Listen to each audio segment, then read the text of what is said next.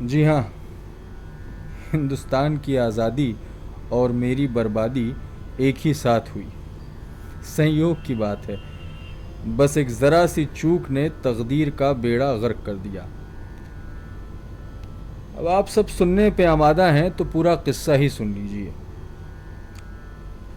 आप तो जानते हैं कि एलएलबी पास करके पूरे 3 साल अदालत की धूल फांकी, किसी भी बात की कोर कसर न रखी, चालाक से चालाक मुंशी रखे, बीवी के सारे जेवर बेच बेच कर मोटी मोटी कानून की किताबें खरीदी, बढ़िया से बढ़िया सूट सिलवाए और हमेशा बड़े वकीलों का सा ठाट रखा।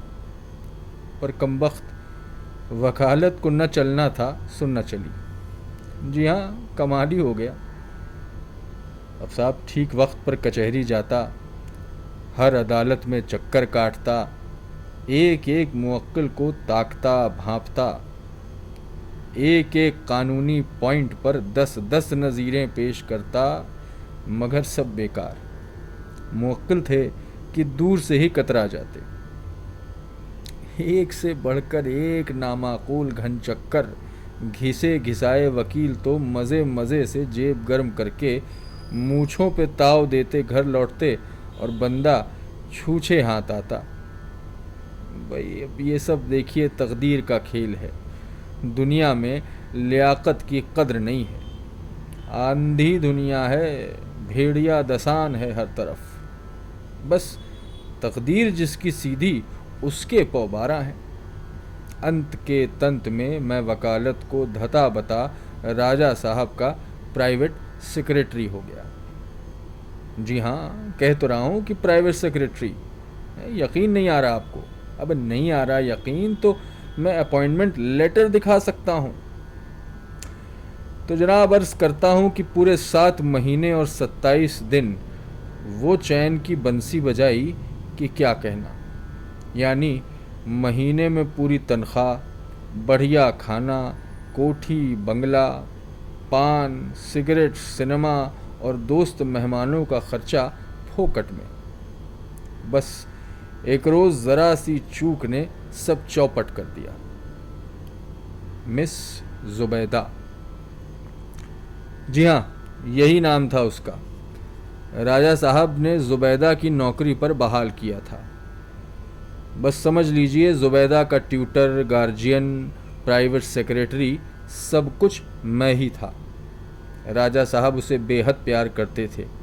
जब मुझे नौकरी पर बहाल किया तो उन्होंने कहा था कि देखो बरखुरदार, जुबैदा को तुम्हारी निगरानी में सौंप कर मैं बेफिक्र हुआ, लेकिन ख़बरदार तुम एक लम्हे के लिए बेफिक्र ना होना, नज़र कड़ी रखना और दिल नर्म। जुबैदा कमसिन है, बेसमझ है, मिजाज उसका नाजुक है। अरे बड़े ऊंचे ख़ानदान की औलाद हो भाई, ऐसा ना हो कि आवारा हो जाए या उसकी आदतें बिगड़ जाएं। जुबैदा भी मुझसे जल्दी हिल मिल गई और नौकरी मेरी रास पे चढ़ गई। राजा साहब ज़िद्दी और झक्की परले सिरे के थे। पुराने ज़माने के ख़ानदानी रईस थे, हमेशा कर्ज़े से लदे रहते, फिर भी तरह तरह की लंतरानियाँ लगी रहती थीं। कर्ज़ा और लंतरानियाँ अगर साथ साथ न चलें तो पुराना रईस कैसा। उम्र 60 को पार कर गई थी। भारी भरकम तनमन का शरीर, बड़ा रुआबदार चेहरा, शेर की दहाड़ जैसी आवाज़, लाल लाल आँखें। भाई किसकी मजाल थी कि उनकी आँखों से आँखें मिलाए। बात बात में शान, पीते भी खूब थे मगर हमेशा अकेले, किसी को साथ बैठाना शान के खिलाफ समझते थे। अब 3-4 पैग चढ़ाने के बाद जब सवारी गठ जाती तब उनकी दहाड़ से कोठी दहलने लगती और उस वक्त जुबैदा को छोड़कर किसी और की मजाल न थी कि उनके पास फटके। हज़रीन, गर्मी की मुसीबत से बचने के लिए राजा साहब मसूरी की अपनी कोठी में मुकीम थे। बहुत बारी कोठी थी, सुबह का वक्त था, रात में बूंदाबांदी हुई थी, ठंडी ठंडी हवा चल रही थी। मौसम बड़ा सुहाना था। राजा साहब बड़े खुश थे। वो एक हाथ में पतली छड़ी लिए कमरे में टहल रहे थे। एक खिदमतगार पानदान और दूसरा उगलदान लिए अगल बगल चल रहे थे। दो लठैत पीछे पीछे आ रहे थे। क्षण भर पान खाना और उगालदान में पीक डालना उनकी आदत थी। जुबैदा भी उनके साथ थी और उसकी अर्दली में अपनी ड्यूटी पर मुस्तैद मैं भी हाजिर था। जुबैदा चुहल करती, कभी आगे कभी पीछे चक्कर खाती चली जा रही थी। राजा साहब देखकर खुश हो रहे थे। सच पूछिए तो जुबैदा को अपनी जान से बढ़कर चाहते थे। असल में जुबैदा एक उम्दा नस्ल की नाजुक मिजाज विलायती कुतिया थी और राजा साहब ने पिछले कुछ साल पहले उसे मसूरी में 1500 रुपयों में खरीदा था। अभी फाटक मुश्किल से कोई 40-50 कदम था कि एक बुलडॉग फाटक के अंदर घुस आया। उसे देखते ही जुबैदा बेतहाशा उसकी तरफ भागी। राजा साहब एकदम बौखला उठे। वो भी पागल की तरह पकड़ो पकड़ो चिल्लाते हुए उसके पीछे भागे। उनके पीछे जुबैदा का प्राइवेट सेक्रेटरी, मैं और साथ में लठैत खिदमतगार अगल बगल। जिनकी राजा साहब पर नज़र पड़ी, जिसने जिसने उनकी ललकार सुनी, भाग चला। कोठी में हड़बोंग मच गया। फाटक पर राजा साहब हांफते हांफते बदहवास हो के गिर गए और हम लोगों को मीलों का चक्कर काटना पड़ा। भाई खुदा की मार इस जुबैदा की बच्ची पर। भागते भागते कलेजा मुंह को आने लगा। पतलून चौपट हो गई, नया जूता बर्बाद हो गया। आखिर जुबैदा और जिम दोनों पकड़े गए और उन्हें खूब मुस्तैदी से बांध दिया गया। अब खुशखबरी सुनाने जब मैं राजा साहब के कमरे में पहुंचा तो वो बिफरे हुए शेर की तरह दहाड़ रहे थे। सब खिदमतगार, लठैत, नौकर हाथ बांधे चुप खड़े थे। राजा साहब कह रहे थे कि सबको गोली से उड़वा दूंगा। नामाकूल, मरदूद। अब मेरे पहुंचने पे वो लाल लाल आंखें मुझे घूरने लगी। मैंने डरते डरते हाथ जोड़ के कहा, सरकार, दोनों को पकड़ लिया है। बांधा उनको? जी जी जी हुजूर, अलग अलग बांधा है।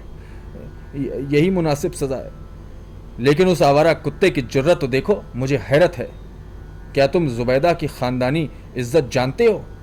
मैंने जवाब दिया, जी हाँ हुजूर, हुजूर ने उसे 1500 रुपये में ख़रीदा था।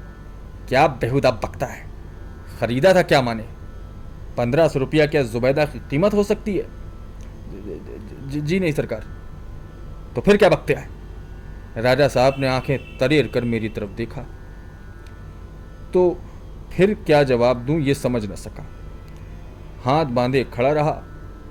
उसी वक्त खिदमतगार घबराया दौड़ता हुआ आया। आकर उसने राजा साहब से कहा कि सरकार, माधवगंज की कोठी का एक प्यादा हाथ में लठ लिए फाटक पे खड़ा है। वो कहता है खैरियत इसी में है कि जिम को खोल दीजिए वरना हंगामा मच जाएगा। राजा साहब ने तैश में आकर कहा, ऐसा नहीं हो सकता। माधवगंज वालों से कहो जो बनते पड़े कर लें। लेकिन माधवगंज की कोठी का प्यादा थोड़ी देर में खुद ही भीतर घुस आया। उसने खूब झुककर राजा साहब को सलाम किया और हाथ बांधकर अर्ज की, हुजूर, खुद बड़े सरकार ने मुझे भेजा है और उन्हें बहुत रंज है। लेकिन सरकार अब हुक्म हो जाए कि कुत्ता खोलकर हमारे हवाले कर दिया जाए। बड़े सरकार बड़े गुस्सैल हैं। धुन पर चढ़ गए तो नाहक कोई खून हो जाएगा। राजा साहब गरज पड़े, क्या कहा? खून हो जाएगा? बढ़ के बोलता है नामाकूल मरदूद। ये कह के उन्होंने खूब चिल्लाकर अपने लठैतों को पुकारा कि माधव, दीपा, रामू, गुल्लू, कृष्णा सब यहां आओ। लेकिन लठैतों की जगह आ खड़े हुए माधवगंज के राजा साहब रामधारी सिंह। 60 साल की उम्र, लंबा कद, हाथ में बढ़िया छड़ी, बदन पर पूरी रियासती पोशाक। उन्होंने एक कदम राजा साहब के सामने पहुंचकर कहा, यह आपकी सरासर ज्यादती है राजा साहब कि आप अपने नौकरों की बेजा हरकत पर उन्हें शह देते हैं। आपका लिहाज करता हूं, वरना एक एक की खाल खिंचवा लूं। बहुत हुआ, अब जिम को हमारे हवाले कीजिए। राजा साहब ने बुलडॉग की तरह गुर्रा कर कहा कि क्या खूब, ये दमखम, ये शान, आप मेरे आदमियों की खाल खिंचवाएंगे, गोया आप उनके मालिक हों। एक तरफ तो चोरी, ऊपर से ये सीना जोरी। अच्छा, तो चोरी किसने की है? जिम ने ट्रेसपास किया है, एकदम क्रिमिनल ट्रेसपास। अब देखिए, आप ज्यादती कर रहे हैं राजा साहब, इसका नतीजा अच्छा नहीं होगा। याद रखिए, खून खराबे की नौबत आई तो आप जिम्मेदार होंगे। तो अब आप हमको धमकी दे रहे हैं? सरीहन वो आवारा कुत्ता कोठी में घुस आया और मेरी जुबैदा को भगा ले गया। ये जुल्म तो देखिए। कमाल करते हैं राजा साहब, जिसको आप आवारा कुत्ता कहते हैं, क्या आप नहीं जानते कि एक मुद्दत की खोज के बाद जिम को मैंने जनाब गवर्नर साहब बहादुर से सौगात में पाया था। क्यों नहीं, जनाब गवर्नर साहब से तो आपकी पुश्तैनी रसाई है। जाइए, कुत्ता नहीं खोला जाएगा। अच्छी नादरशाही है। ये आप हमारी खानदानी तौहीन कर रहे हैं। अब खूब खूब, हाँ, गोया आप खानदानी रईस हैं। 2 दिन की जिम्मेदारी को चोरी चकारी से बढ़ाकर और बनियागिरी से 4 पैसे जोड़ लिए, सो आप हो गए खानदानी रईस। कमाल हो गया। और जो हम बहादुर शाह के ज़माने से रईस चले आ रहे हैं, उसका क्या? आपका कुत्ता हमारी ख़ानदानी कुतिया से आशनाई करेगा, उसकी ये हिम्मत? रस्सी जल गई, ऐठन मगर अभी बाकी है। बाल बाल तो आपके कर्ज में डूबे पड़े हैं और आप ख़ानदानी रईस बनते हैं। राजा साहब, होश की दवा कीजिए। चोरी और डाकेबाजी के जुर्म में सारे ख़ानदान को न बंधवा लूँ तो रामधारी सिंह नाम नहीं। आप हैं किस फेर में?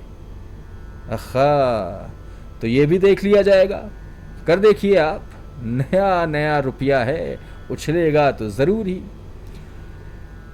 लेकिन एक बात कह देता हूँ कि देखिए, लंदन तक से बैरिस्टर बुलवाना पड़ा तो बुलवाऊंगा। भोपालगंज की रियासत की भले एक एक ईंट बिक जाए, परवाह नहीं। तो यहाँ भी कौन परवाह करता है? मैं भी खड़े खड़े माधोगंज की जिम्मेदारी बेच दूंगा और वॉशिंगटन से काउंसिल बुलाऊंगा। देखा जाएगा। गवर्नर साहब, बहादुर की दोस्ती पर न फूलिएगा। शहादतें दूंगा, पता चल जाएगा कोर्ट में। देख लूंगा किस के धड़ पर 2 सर हैं, कौन शहादत देने आता है। तो तुम पर 3 हरफ हैं, जो करनी में कसर रखो। राजा साहब, लोथें बिछ जाएंगी, लोथें। खून की नहरें बहा दूंगा। अरे नहरें, समझ क्या रखा है आपने? अब ये दोनों पुराने रईस अपने अपने दिल के फफोले फोड़ रहे थे और हम लोग सर नीचा किए ख़ानदानी रईसों की ख़ानदानी लड़ाई देख रहे थे। जी हाँ, रईसों की बात ही निराली है। उसी वक्त कुंवर साहब लपकते हुए वहाँ पहुँच गए। हल्के नीले रंग का बुशट, कोट, आँखों पे गहरा काला चश्मा, हाथ में टेनिस का रैकेट, गोरा रंग, घूंघर वाले बाल, होंठों पर मुस्कान। इसी साल में फाइनल किया था। कुंवर साहब ने राजा माधव संघ को देखा तो उन्होंने पहले तो उन्हें हंसकर प्रणाम किया और कहा कि कमाल किया आपने चाचा जी। हैं धूप में तकलीफ़ की, चलिए मैं जिम को आपके यहाँ पहुँचाए देता हूँ। राजा साहब एकदम गुस्सा हो गए कि मैं ये कैसी हिमाकत है? अपने ख़ानदान को नहीं देखते, कुत्ता उनके घर पहुँचाने जाओगे? माधोगंज के राजा साहब ने जाते जाते कहा कि हौसला हो तो आ जाना अदालत में, लंदन से बैरिस्टर बुलाऊंगा। आपने समझ क्या रखा है? हाँ, तो मुकाबले के लिए वॉशिंगटन के वकील तैयार रहेंगे। उसी वक्त एक खिदमतगार रोता हाँफता सर के बाल नोचता आ खड़ा हुआ। उसने कहा कि हुजूर हुजूर गजब हो गया, जुबैदा उस जंगली जिम के साथ भाग गई। भाग गई? राजा साहब बौखलाकर अपनी तोंद पीटने और हाय हाय करने लगे। लंबी लंबी सांसें खींचते हुए उन्होंने कहा कि हाय मेरी ख़ानदानी इज्जत लुट गई, कमबख्त ज़ुबैदा की बच्ची ने अपने ख़ानदान का ख्याल न किया और न ही मेरे आली ख़ानदान का। दोनों की लुटिया डुबोई। बहुत देर तक राजा साहब कलपते रहे। इसके बाद मेरी तरफ देख कर कहा, निकल जाओ, अभी चले जाओ नामाकूल मरदूद। और इस तरह खट से मेरी पतंग कट गई। इज्जत और आराम की नौकरी छूट गई। अब सिर्फ याद रह गए वो 7 महीने और 27 दिन। अब कहाँ रहे वो ख़ानदानी रईस। अंग्रेज़ बहादुर हिंदुस्तान से क्या गए, शौकीन राजाओं और शानदार रईसों की तो नस्ल ही ख़त्म हो गई। भारत के भाग्य तो ज़रूर जागे, पर विलायती कुत्तों की और हम जैसे विलायती पढ़े पिट्ठुओं की तकदीर तो फूटी सो फूटी।